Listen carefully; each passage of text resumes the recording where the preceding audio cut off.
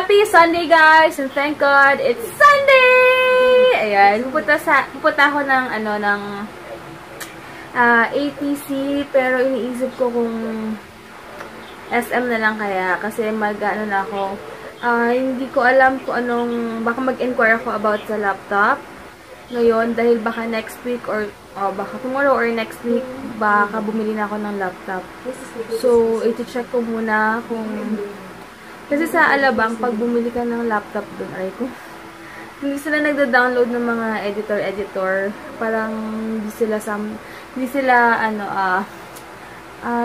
nagda-download ng mga software. Pero alam ko, sa South Mall, yung sa pinagbilan ko ng laptop na dati pa, siguro mga 2010, sila na nagda-download ng mga kailangan ko. Ewan ko lang ngayon. So, check ko muna. Editing din ako ng camera siguro. Pero, feeling ko baka 80 na lang. Ang dami, nakakatamad kasi sa SM dahil sobrang daming tao. Ang hirap ng parking na lang palagi. Swertihan na lang talaga. Pero hindi ako sure. Naguguluhan pa talaga ako. And hi Mama Nini, pasensya na hindi ako nakapunta kahapon sa hotel nyo. Kasi nga sobrang, sobrang pagod. Alam niyo yung ganong feeling na ang sakit pa ng balakang ko, na hindi maintindihan. Na ang aga-aga ko nagising, mga 4 or 4:30 ako nagising. Bumiyahe kami, mga 1 PM nga, sobrang antok na antok ako dun sa seminar.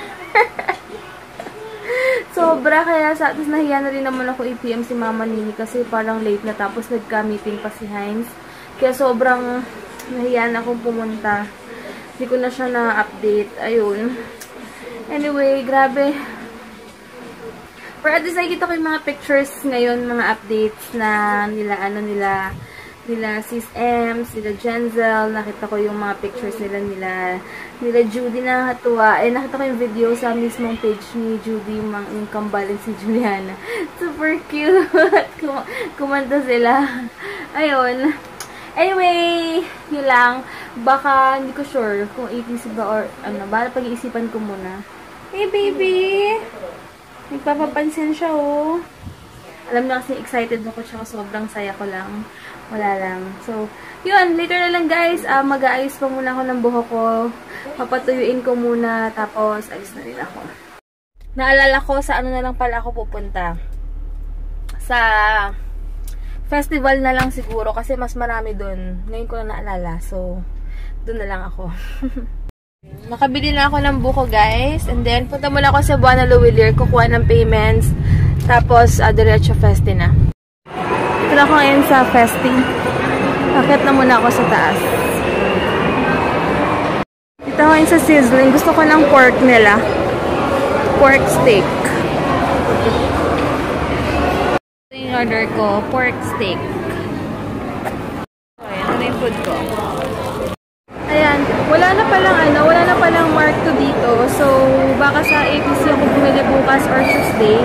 Kasi natatandaan ko meron yata may available yata sa pinagtinginan namin dati sa Alabang. Sana nandun pa.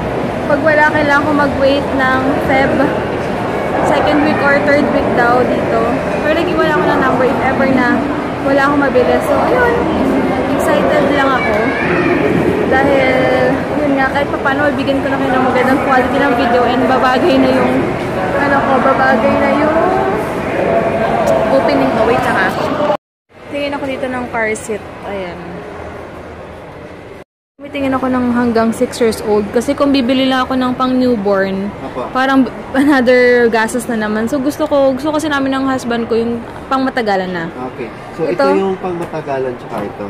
Ito, newborn at 4. Ito naman, newborn up to 6. Konti lang, ito 20, tapos ito 13. Kung BDO po yung 13, ma'am, nagamitin nyo. Pero hanggang katapusan na. Pero kung cash, 20% lang. Ay, 20%. 10% lang. 10% lang. Okay. 10%. Wait lang check natin. Ito daw hanggang ilan taon to? 6 months. 6 na. 7. Kung malit ang baby nyo, aabot pa yan ng mga 8 years old. Ito may breast pump sila. Ito alam ko magkano. Oh, nasa 3,000 din pala to. Pero mas okay doon yung electric eh. Ewan ko lang. Tatanong ko nga kung paano. Electric yan? Yes, ma'am. Magkano? Ito, ma'am, electric yan. Nasa 10K din pala siya. Yes, ma'am. Ito, ma'am, 10,000. Meron din silang breast pad. 600 naman. 600. Tapos 60 pieces na. Yes, ma'am. May 36 pieces din. Magkano yung 36 pieces? 36 pieces, ma'am. 400. 400. Yes, okay. Sige. And guys, pag may nakita kayong mas affordable na magandang frames or paggawaan, sabihan niyo ako Kasi ayos namin yung bahay. Gusto ko maraming pictures. Naman ko kung feel ni Heinz yung mga ganito. Mga parang collage. 300. Pwede na pala. Pwede na. 89 pesos. Hindi ko lang alam kung anong gusto ni Heinz na design. Ito 100. Ang ganda nito. 4,000 na lang daw. Dating 6K. Maganda sa terrace, no? Hey guys, what's Heinz? Hey, what's up everyone? And we're here at Festival Mall and gonna get some. What? Pizza na SNR or Greenwich? Pinag-iisipan niya pa. Greenwich na lang siguro. In order ni Heinz, Chicago, ano to? Everything? Kala ko white, pinalagay mo. Hey guys, bye na kami. Ayan, inom na ako ng buko. Nag-everyday buko. Kahapon lang ako hindi nakapagbuko. Sayang lahat pala bumili ako sa kantin ng St. Luke's kahapon.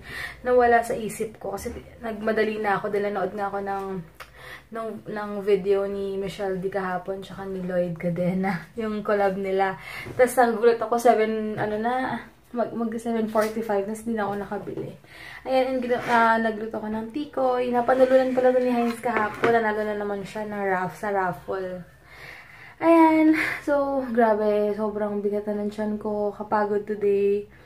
Ayun, tatanong ako sa Camera House daw if ever sa MOA or for sure sa SM Aura merong G7X Mark II. Hopefully next week medyo okay na yung quality ng camera ko, lalo na sa harap dahil, di ba, pinagtsatsagaan ko lang sa dito. Parang minsan, pag depende sa ilaw, may parang shadow, hindi na maganda. Ayan. Ayun lang guys, mamaya na, mag-ayos muna ako. Hey guys, ayun, nakapaghilamos na ako. Grabe. Tayo ito. Bukas ko ipapadala yung mga order kasi na-late lang ng delivery na naman yung supplier. So, Monday na lang daw. Kaya, tomorrow, tsaka bukas ko rin papadala. Sana maaga siyang dumating bukas para bukas ulit ma-ship. Ida-drop off ko na lang sa 7-Eleven. Grabe! Diyan, tara na! Gamit ko na yung mga t-shirt ni Heinz kasi yung mga pantulog ko nasa Cavite na.